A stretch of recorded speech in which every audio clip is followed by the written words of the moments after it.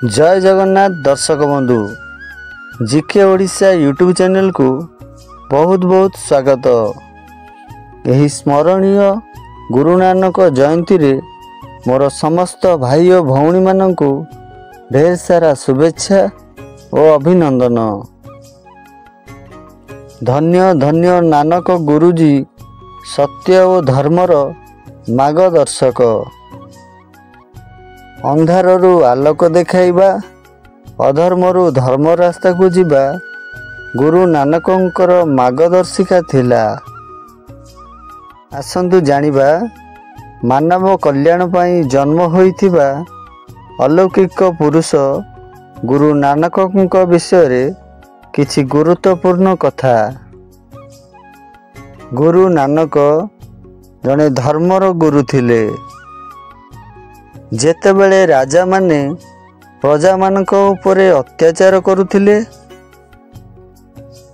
लोक लोकंक मध्यरे जाति प्रथा को नहीं घृणा भाव सृष्टि हेउथिला, धर्म को खंड विक्षेप करा जाउथिला, ठीक सेतिकी बेले धर्मगुरु यही कार्तिक पूर्णिमा दिन धरा पृष्ठ रे जन्म ग्रहण करथिले। ख्रीष्टाब्द 1469 मसीह रे गुरु नानकर जन्म होइथिला।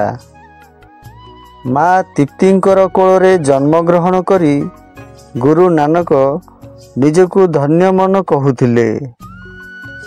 धर्मगुरु नानकंकर बापांक नाम थिला मेहता कालुराय। से पेशारे जणे खेतीबाड़ी और वाणिज्य व्यवसाय करुथिले।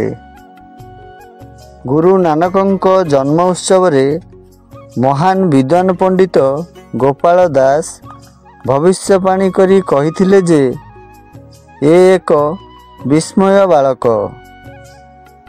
एही पिला ईश्वरंक संतान अटे। जगतर कल्याण पई ये पिला धरापृष्ठ को आसीछंती। समय आस्ते आस्ते गड़ी चलिला। सबु घटना सत्य हेबा को लागुथाए जहा भविष्यवाणी करा जाइथिला। छोटे बेलू नानक धर्म प्रति आकृष्ट थिले। से बहु समय रे ध्यानमग्न रहुथिले। तांकर सांगसाथी खेलुतिबा समय रे से ध्यानमग्न रे रहुथिले। सांसारिक जीवन तांको तुच्छ लागुथिला। तांकर एपरी स्वभाव देखि बापा मेहता कालुराय विचलित होई पड़ुथिले। तांकर एपरी स्वभाव को देखि स्वभाव को परिवर्तन करिवा पई बापा तांको व्यापार वाणिज्य रे त्वरान्वित करुथिले।